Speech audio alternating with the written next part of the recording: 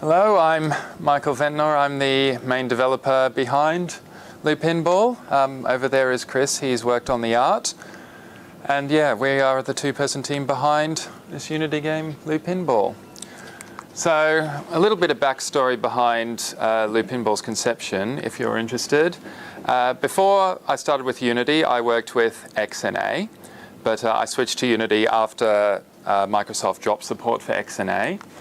So to teach myself Unity, I ended up writing a platformer engine in it. So I wrote this engine, I wrote some assets and a couple of test levels, but I felt like I was churning my wheels, like I wasn't able to create engaging levels or any kind of good content with it after spending so much energy creating the engine for it. And so I was wondering what on earth I could possibly do, and I thought that if I went to PAX in 2014, it would give me some inspiration as to some levels I could create for this game. I did get some inspiration, just not what I was expecting. What I found was that there were a lot of great local multiplayer games at that PAX. If you went to that PAX, you probably saw Berserkers, Dungeon League. I think there were a few others as well. It was in the middle of the local multiplayer boom, at least in Australia, and I really had fun with those games. I really enjoyed those games. They're super fun yet super simple to get into, and after going to that PAX, I really wanted to make my own. So I ended up brainstorming a design on the blackboard when I got home and had to reiterate it a lot because I kept making designs that were similar to what was already out there, but eventually I came up with Loop Pinball's current design. The aim with the design was to be simple but not repetitive.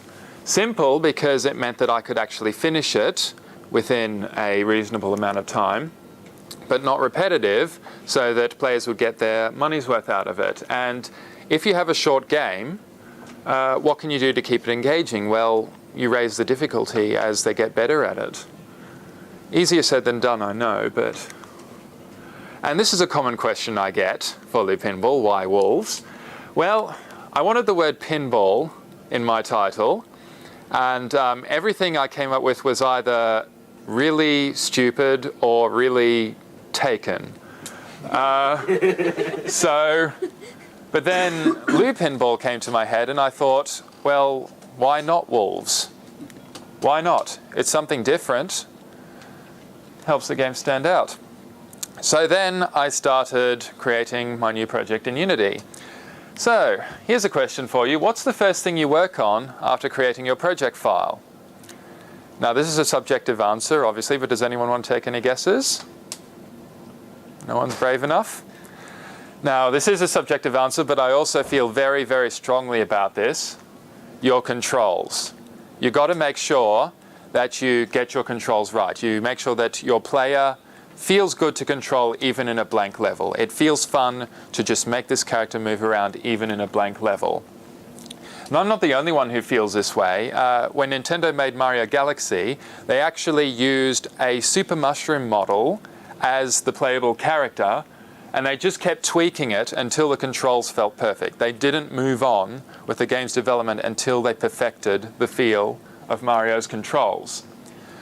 So you just got to keep iterating at your controls until it feels right. Don't work on anything else until it feels right. Because how many times have you seen in a game review that, oh, the game is kind of good, it feels good, but the controls are just awful? You know, how many times have you read that in a review? Bad controls always bring down an otherwise good game. You can't afford to skimp out on working on your controls. So please, please, make sure that you get your controls not just right, but very right before you continue onwards. So, what do you do about the graphics in your game? Well, obviously you don't want to start out with final graphics because that's a lot of effort that you may need to change. But I also don't believe that you should stick with blank squares or blank cubes or magenta textures or anything like that.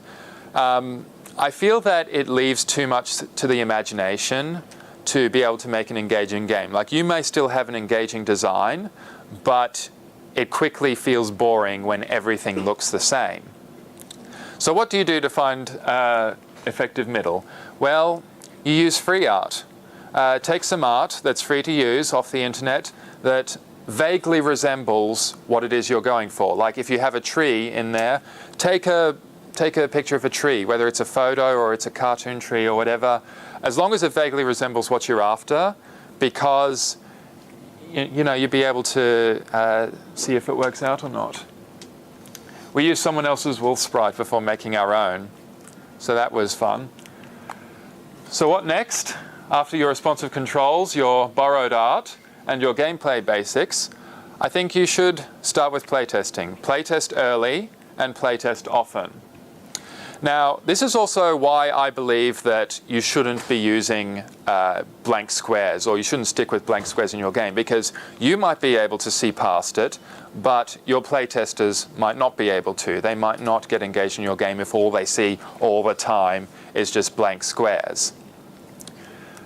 So when you're playtesting, you want to be there and you want to watch them play. You don't ever ask someone what they thought of something, because they either can't put it into words, or they'll be more positive than what the honest answer is because they don't want to hurt your feelings. So you've got to make sure that you watch them, watch their reactions, listen for whenever they verbalize, because when they verbalize, that's an important clue as to what actually confuses them, whether or not something in the game is presented in a confusing manner, or they, get stuck on something. Make sure you watch and listen to your players while they're playing them. Don't put this off. So make sure you do this as early as possible. That's why I say just use the free art so that your playtesters will be able to see what you're going for. And that way, you'll be able to iterate on your design very, very early. Loopinball actually did undergo quite a few changes as a result of early playtesting, and I'm really, really glad that we did this early. Do this as early as possible. After your responsive controls, your free art, and your gameplay basics. Don't put this off until later, because you want to know as quickly as possible whether or not what you have is fun. And I do believe that all the playtesting we did a lot of playtesting with Loopinball. We had a rich array of people that yes, Chris is nodding. We had a rich array of people that we were able to test this with. And I think that this was absolutely key for us winning the PAX Indie Showcase. So Loopinball was the Brisbane representative in the PAX Indie Showcase. Big responsibility. But so why, I don't think we'll ever know for sure why we got in there. I mean, I'm still shocked to this day that we managed to get in there. But I think a big key to this is that quality in your submission is always better than quantity. If your game sucks, they're not going to get to the end of it. They're not forced to sit through your entire demo. So if you keep adding, middling content, they're not going to mark you up for length. But if it's good, they're left wanting more. And that is a good feeling to give your player, but also make it clear that it's a demo. And I'll get to why in a little while. So with our submission with Loopinball, we were really racing against the clock with Loopinball. Our submission only had 5 characters and 4 stages. Anyone who's played Loopinball knows how few 4 stages is for this game. But we worked into the night to add particles and polish and make what we had feel good, because it's easier to polish up what you have than it is to just continue adding more content. Now here's why I think this works out. An increase in quantity is easier for the public to imagine than an increase in quality. They understand it when you say the story isn't finished or this level isn't finished. What they do not understand is this texture isn't finished, or the sound design isn't finished, or this game will become fun later, trust me.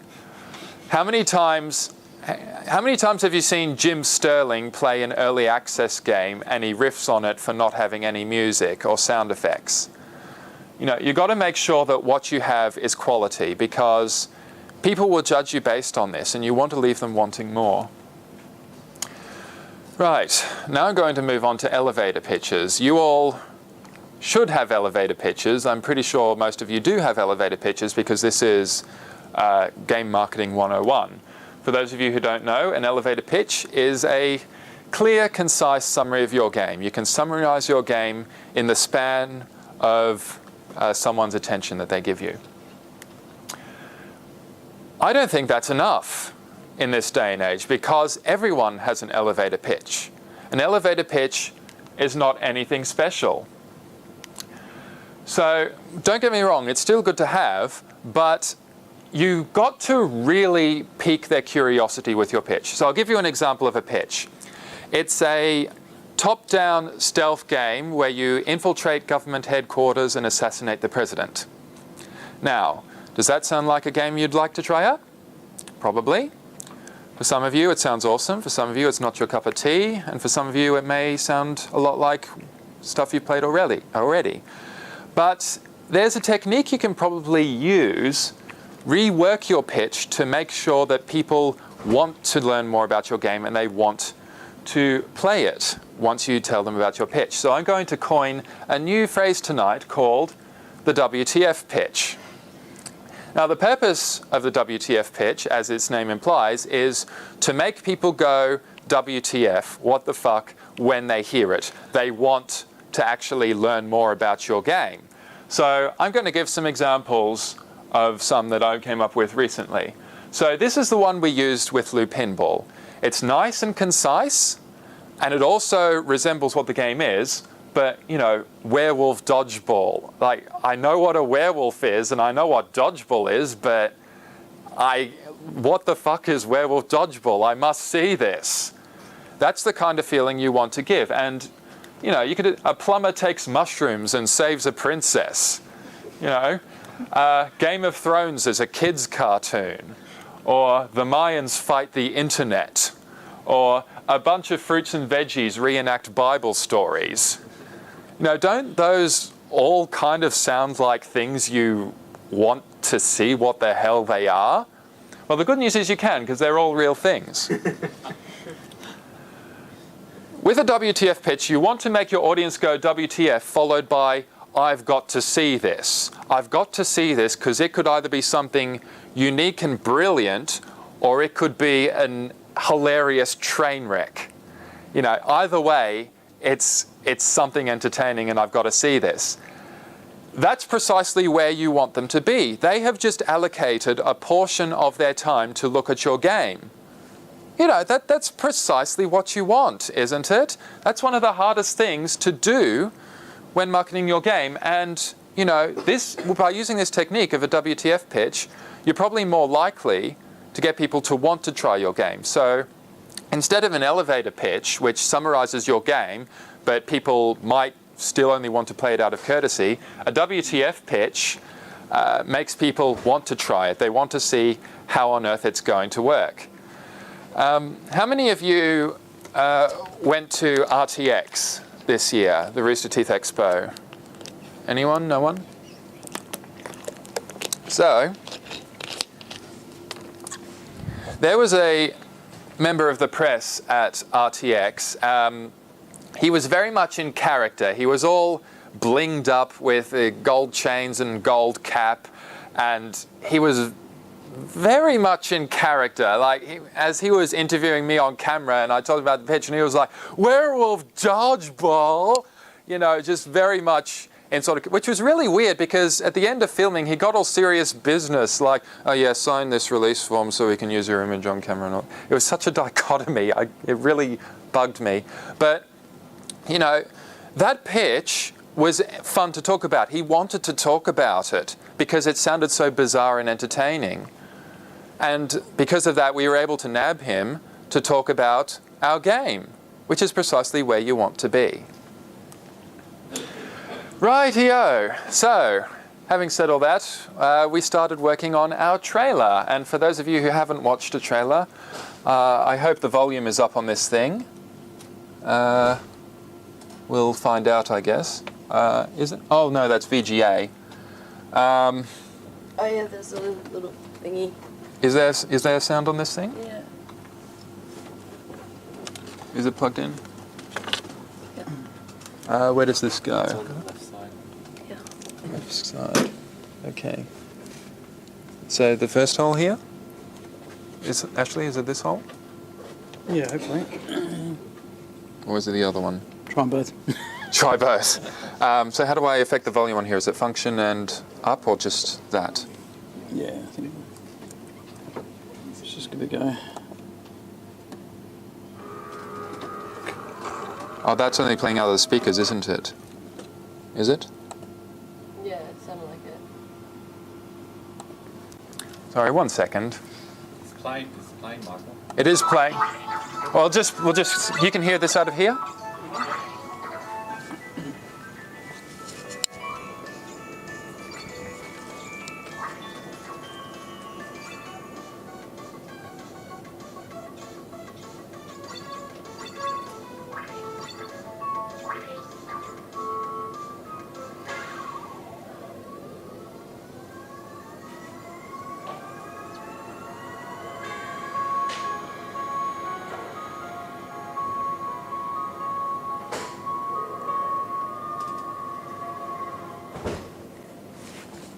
Right. It's on YouTube right now. It is, yes.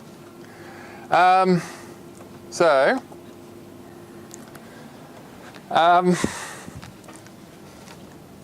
we didn't actually do all that well with this.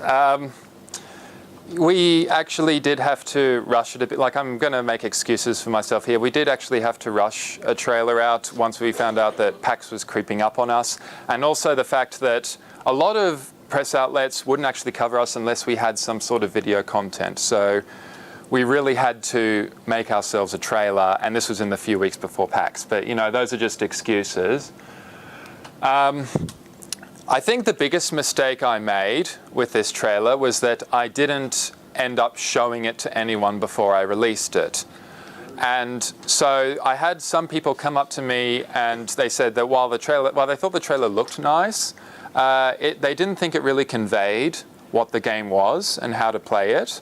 Like, I'm not sure how many of you have never seen Loop Pinball before up until that trailer, but I thought the trailer didn't anything at all about it. It didn't really convey all that much.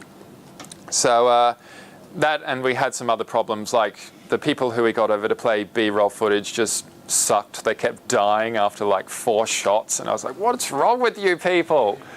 But yeah, this is very important. Play test your trailer like you would your game. Have people watch it and then quiz them, but never ever ask someone, what did you think about this? What did you think of it? Because they're always going to give you a more positive answer than the truth. So what you got to do is really think about what the point of your trailer is. And the point is to convey what the game is and to make them excited about it. So quiz them. What is the game about? What do you think you do in it? I ended up using Bandicam and Fraps. First I used Fraps, and then I had to throw it away because it was so unperformant. Bandicam on my computer at least performs much better than Fraps, but that still doesn't make up for the fact that I had a terrible computer, at least for the standards of recording a game in 1080p. I had a MacBook Pro from 2011, and even when it was first released, the graphics chip on that thing just was absolute bum custard. So make sure you have good hardware to record your videos. If you don't have any, ask a friend and say, I'll give you a free copy of Bandicam in return. Now, I wager that a lot of game developers don't know how to use After Effects. If you must go down the road of creating your own trailer, and I don't recommend it, I'm recommending hiring a video editor, a professional trailer editor like Kurt Gartner or someone if you can afford him. But if you must go down your own road, use what you know. Think about how long it took you to become a good programmer. Not just a programmer, but a good programmer. Someone who can make something quality in a short amount of time. Now, think about having to learn a totally new system like After Effects or Premiere.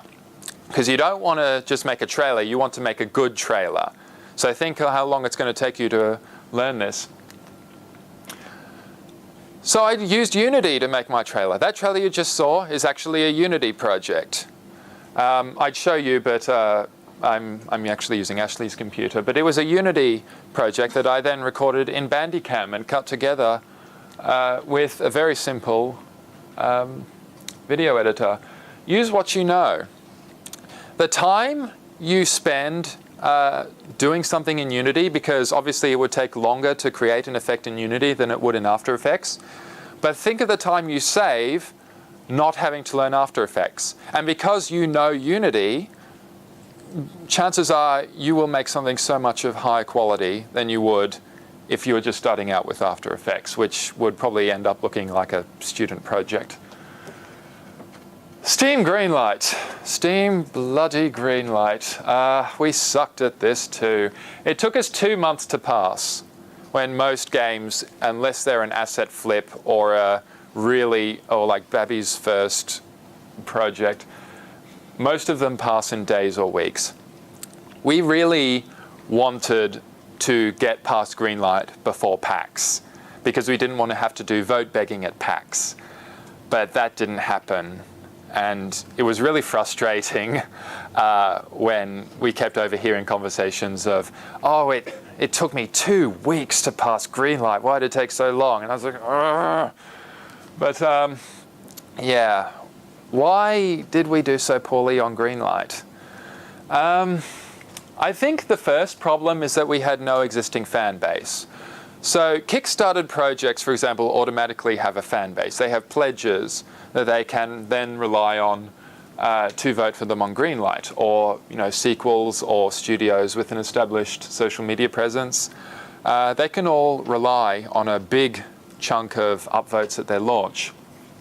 We couldn't, because nobody had played our game yet. It wasn't PAX yet. So we didn't have a fan base that we could rely on and tweet out and say, hey, please upvote our game. But there's another important problem we had, and this is something that you probably really need to think about. Not a lot of developers do. And that is your narrative and identity. Our game did not really have a good narrative or a good identity, a good catchy narrative. And as a result, the internet gave us one. I remember being messaged by friends saying, I really wanted to tell people about your game, but they only asked me, are you a deviant or something? And that, how do you deal with that? I didn't really think about this, but I really should have thought about what our game wanted to be. We had to think about a narrative for our game. So form a catchy, all-encompassing narrative, or else the internet is going to give you one. And I'll get to an example shortly. So luckily, we got over the line with a good reception at PAX. PAX gave us the upvotes we needed. But we were treading water for the entire time before then. You only get 1 or 2 weeks of good in fact, only a few days, so almost a week of good exposure on the Greenlight new releases section, and then you drop off getting 1 or 2 votes a day if you're lucky. So make sure you really, really prepare your Greenlight page, because you've got to make sure you keep that positive momentum going. But back on the topic of a narrative and your positive narrative versus the internet's negative narrative. Who here remembers Metroid Prime Federation Force when that was announced at E3 last year? So that was a trailer that also didn't it had the same problems that our trailer had. It didn't really convey what you actually did in the game. It showed pictures of bounty hunters jumping off a ship, and I think it showed some shooting. I don't remember much about the trailer, to be honest, but yeah, it was kind of all over the place. It didn't give itself a positive narrative. Now, here comes the internet, who said that, Nintendo was cashing in on the Metroid franchise. This is Metroid without Samus. The graphics on the bounty hunters look like absolute dog turd. And the negative narrative took off. It didn't help that, the last Metroid game was Other M, but look at that dislike bar. That is the most disliked video, I think, in Nintendo's history. And Nintendo, I think in typical Nintendo fashion, they actually stayed relatively silent as all this was happening. They didn't even try to arrest that negative narrative with a catchy positive narrative. To the degree that there was even a petition on change.org that was asking Nintendo to cancel development of this game. That's how much life that negative narrative took on. So this is going to be a problem whether you're on Greenlight or wherever you're trying to make a first impression. I think that some of you were at the Damsel talk yesterday. Remember how they were talking about the negative comments on their Greenlight?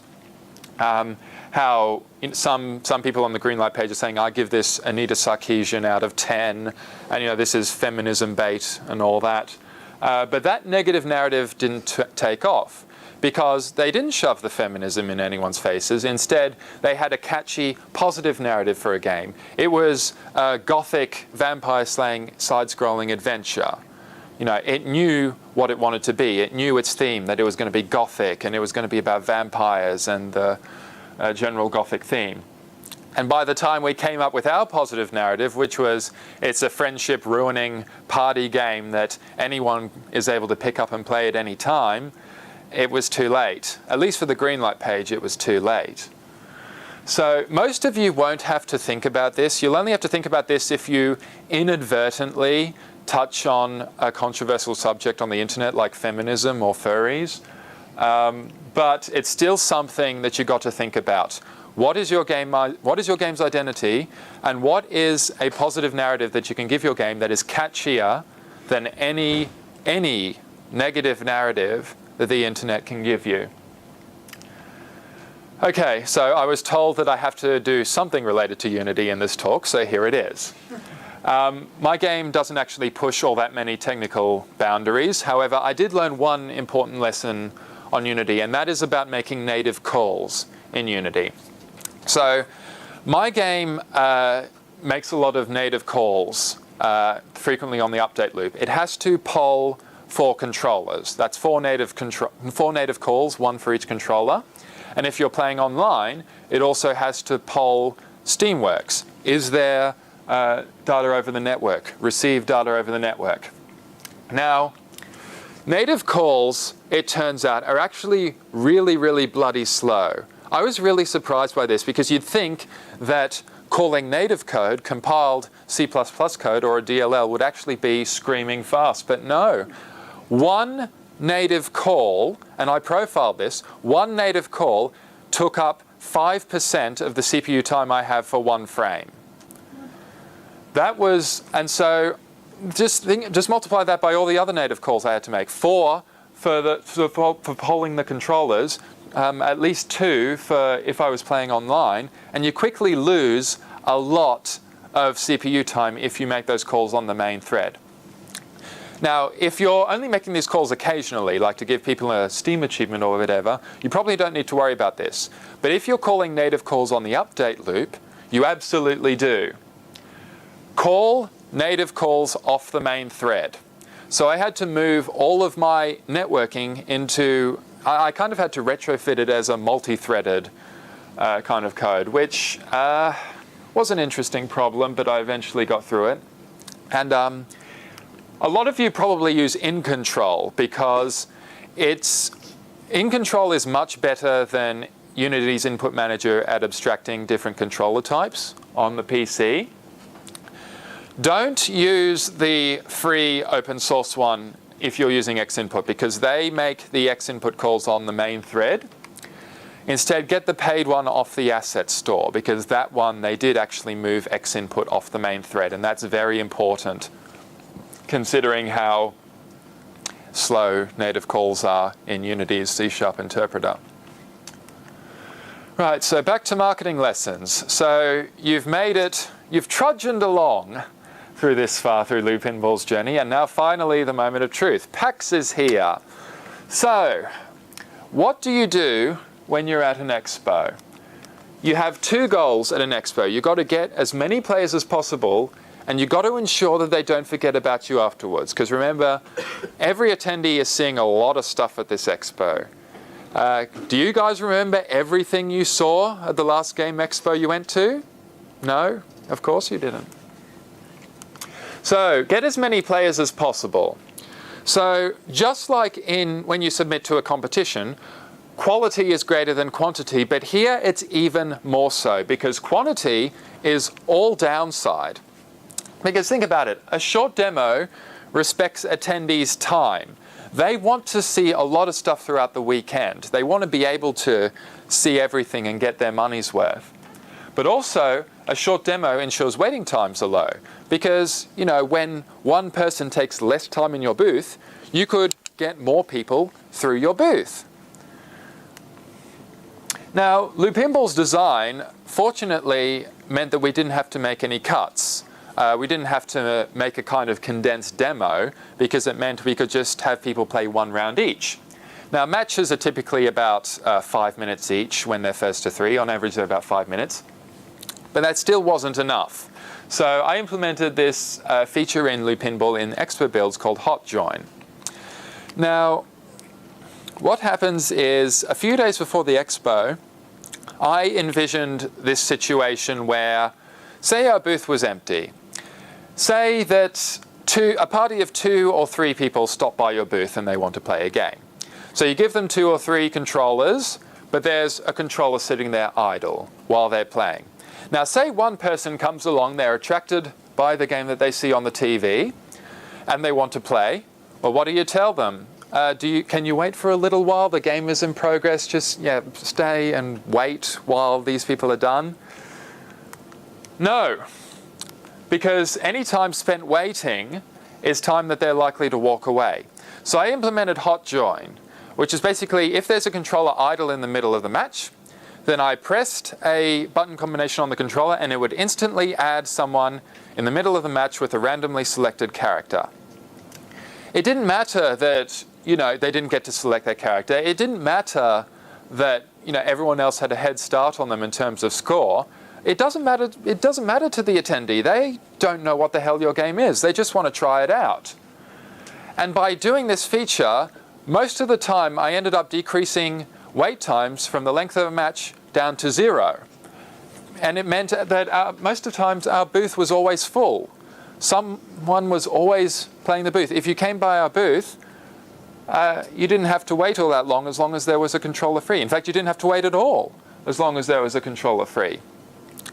Whatever it takes to decrease your waiting times, do whatever it takes. And if you're making a multiplayer game, I highly recommend that you do something like this Hot Join where people can join in the middle of the match just so they can see what it's like without having to wait.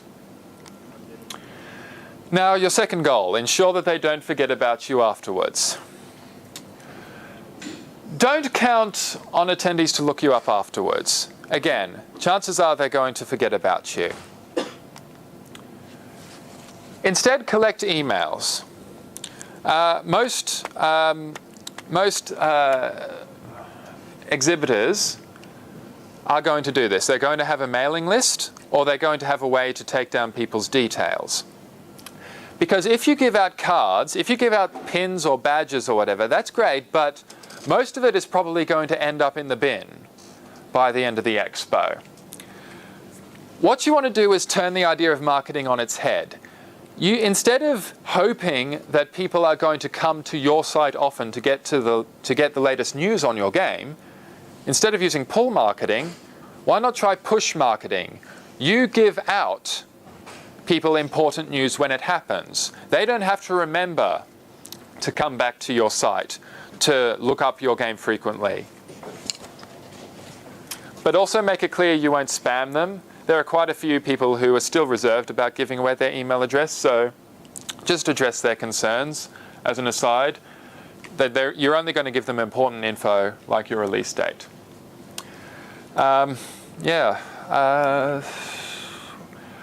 More lessons. When your booth is empty, play your own game. So on Friday, we ended up taking a page out of Gama Sutra's book. We took advice from an article for Gama Sutra, which was, when your booth is empty, play your trailer on loop. So we tried that. We had 2 computers at our booth. One was for playing the game and the other was for playing the trailer on loop. And we would plug out the HDMI cable and put it into the one that played the trailer when our booth was empty.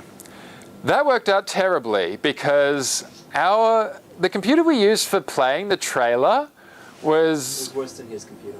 very bad. As soon as we plugged in the HDMI cable, the video inexplicably dropped to like half a frame per second or something like that. It was so bizarre. We didn't know what was going on. So we couldn't actually, switch the computers halfway through because we just had all these problems with the HDMI. So on Saturday, we thought, right, when our booth is empty, we're going to have it on the title screen because our temporary title screen for Loop Pinball has this nice animation which scrolls along pictures of the different courses you're going to play on. But that didn't attract anyone upon opening either.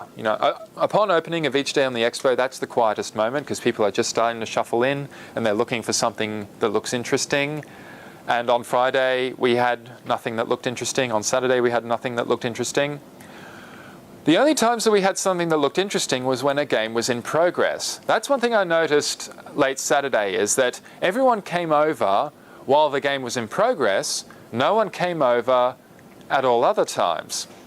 So there was something about our game's visuals as people were playing that attracted people over. So on Sunday, I said to Chris, when the expo opens, he and I should play a game together. We should keep playing games until people come by our booth. And it worked. It worked really well because people look for things to play. They look for gameplay. They look for games in progress. And so gameplay on TVs is what actually will attract people to your booth. Provide seating. You were probably all attendees once at expos, and so you know what it's like to walk around an expo for all day for a couple of days. So a seat will probably make your booth that much more attractive. So we bought a set of foldable chairs from Officeworks. They're like $9 each. They're pretty cheap. It's pretty cheap to get a chairs. We probably could have got them even cheaper if we got like plastic lawn chairs or something, but we just went with foldable chairs from Officeworks. What we did not count on was some feedback I got after we expoed, which was the fact that they thought our seats really helped with that nostalgic feel of couch multiplayer. Like everyone was just sitting together and having a great time playing this game together. And that was some really interesting feedback. So it made sure that we provide seatings at RTX and indeed at any convention that we show at in future. So if you are making a multiplayer game, provide seats, because apparently attendees think that does add to the atmosphere. But even if you're just single player, make your attendees comfortable. Make your attendees comfortable as they play. Don't be afraid to beckon people over. So you probably don't want to be like those charity beggars in the city where they eye you off and they always target you because you're walking by yourself, and you could see the look on their face and you just know that they're going to, you're going to be the one that they're going to try and stop. And so a lot of people think that they'd feel like shit if they had to do this, but don't, because a lot of your traffic will actually come from attracting people over. And think about it, you're not actually begging people for money. Instead, you're begging for people to come and play your game, which is precisely the reason they're at this expo at the first place, is to play your game, or to play a game, sorry. So don't be afraid to try and encourage people to come over. Like if you see people walking past your booth, just be friendly to them. Say hi and say, hey, do you want to try this out? Show that you have some free controllers available immediately for them to take on. Yeah, don't be afraid. I mean, we've never had an incident where we've regretted beckoning anyone over, because everyone who came over to our booth had a great time playing Loop Pinball. Indeed, some people who wanted to make up every excuse in the book to not play Loop Pinball. Had a great time. Stritchy, because I was away from the booth with that story, but also this is why hot join is very important, and keeping waiting times low is also important. You wanted to... Yeah, so what happened was people would come up and they'd be interested. I'd hold out the controller like this, and I'd just like, yeah, come on, you want to play it? The biggest thing is that they kind of do want to play, but they don't want to play. So what you got to do is you got to engage them and say, come on, just have some fun. They go, oh, no. You go, oh, why not? And then they're obligated to answer, oh, because of this. One of the biggest ones that said, oh, you're already in the game. I said, that's all right, we've got a hot join, we'll put you right in. And they were opening their mouth in hesitation. I said, look, our developers thought of every answer you can think of. Just play the game. Got them in. And he liked it. Yeah, he liked it. He signed up. You signed up to a mailing list. Well done. So yeah, think about, like I said, whatever it takes, think about any situation that would cause people to have to wait and do what you can to minimize it. Is there any point where, you're in like I said, with hot join, is there any point when in a multiplayer game people can just join in immediately? Why not? Just get people playing your game and get those waiting times low. That's really important in an expo. Get those waiting times low. So that's enough for the Loop Pinball specific lessons. Now I want to talk about a problem that's kind of common in the game industry nowadays, and I really want to be able to talk about this. So a lot of you probably remember this famous article written by the developer of Airscape called Good Isn't Good Enough, when he was trying to figure out why, even though his game was award-winning and had gotten some press and some fame, why it only sold 150 copies on Steam. And he came to the conclusion that he just made a game that nobody really wanted to play, nobody really wanted to try. So I just wanted to investigate that a bit more, because this is a problem that keeps me awake at night with Loop Pinball, and I'm sure that this is a problem that a lot of you might be thinking about as well. The developers of Damsel definitely thought about this after they were ejected by the publisher, not because their game was bad, but because their game wasn't sellable. So you have two jobs as a game developer. Make people try your game and make people enjoy your game. Now, it used to be that the hardest part of game development was making a good game. But now, that first job, make people try your game, is becoming harder than the second job, make people enjoy your game. That's because the second job, make people enjoy your game, can be simplified down to, I'll just make a great game. Have any of you seen those old GDC interviews of indie darlings like Jonathan Blow and all that? They are asked, how do you become a successful indie developer in this industry? And they keep on asking, I'll just make a good game. Just make a good game. That's the important thing. Make a good game. And it was so infuriating to listen to that, because you knew there was so much more to it. Tommy Refenes, the developer behind Super Meat Boy, the programmer, a few months after Super Meat Boy launched, he was on a podcast and he was asked, could he think of any indie games that didn't get the publicity that they deserved? And he flat out and quickly said no. He said no. I'd be very, very interested to hear if Tommy has changed his answer in the intervening years. Because, like I said, this second problem is very well defined. Make sure your game is good. And I'm sure your game is good, because otherwise you wouldn't be putting in all that effort into it. So that problem is well defined, but this top problem, nobody really has an answer to. Nobody really knows what it takes to get people to try your game. Like, this is the P equals NP problem of game design. Like, if you solve this, then you've saved the industry. You've stopped the indie-pocalypse. But how do we get people to try your game? What does it take nowadays? Like I said, I don't have the answer. Nobody really has the answer that works for everyone. But we can look at some possibilities that you can do to maximize your chances. So what's important nowadays is that your game is fun to play and fun to watch. Having a game that's fun to just sit and watch others play is becoming more important than ever, because at expos, this is what attracts passers-by. They're walking by your TV and they think, oh, that looks very fun. They're having a lot of fun. It's very colorful. It's very fast. And YouTubers want to play games that are fun to watch, because think about it. Their job is to make videos that will earn them money, that will earn them the views. So that's why they'll play games that are either already popular or that are really entertaining to watch, even though they're not necessarily good games. So you think about what you can do to make your game fun to play and fun to watch. And so to address that, I want to come to this idea called window dressing. Now, I've put 3 examples of games up on the screen here.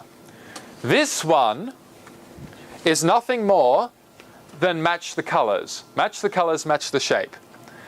This one is a trivia game. This one is nothing more than a shooter.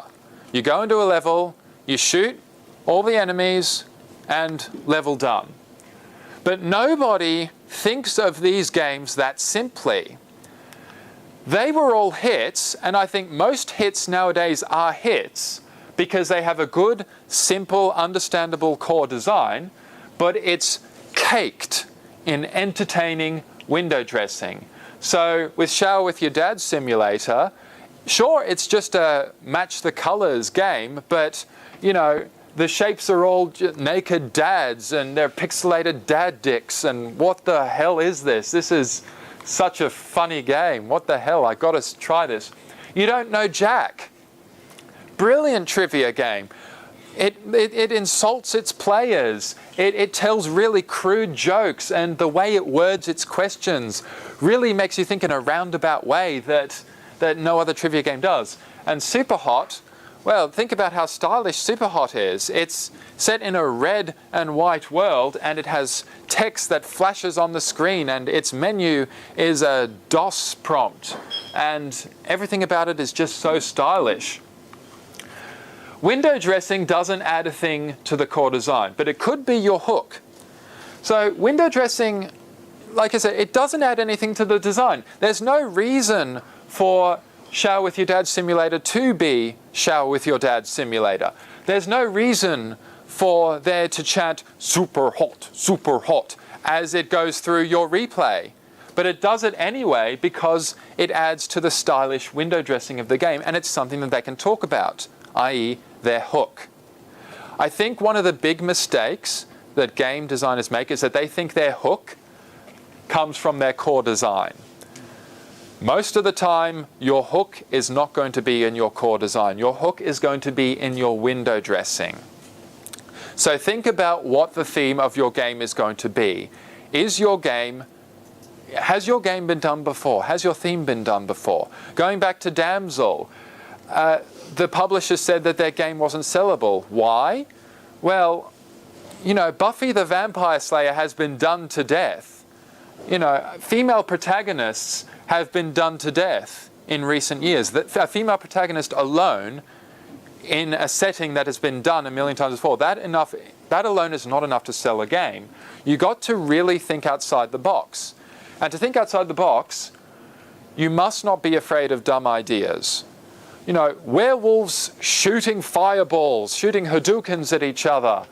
Everyone keeps asking me, why the hell are you doing this idea? Why not? Be bold and unique. Be unique. You're not going to get a hook worth talking about anymore in this really crowded industry unless you are really unique and you really are willing to take a risk with your theme. It may sound dumb at first. Werewolf Dodgeball sounds dumb at first, but I'm sticking by it because I want to play as a wolf that shoots fireballs at everyone else. So, if you take one thing out of this presentation, I suggest think very carefully about your game's theme. Think very carefully about its window dressing. That's where your hook is going to come from, not necessarily from your fun design. A fun design is not a hook.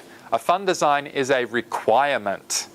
Your hook comes from your window dressing most of the time. And so I suggest really think about your game's theme and think about how you can make it more unique. Right, so let's play some Werewolf Dodgeball. Thank you.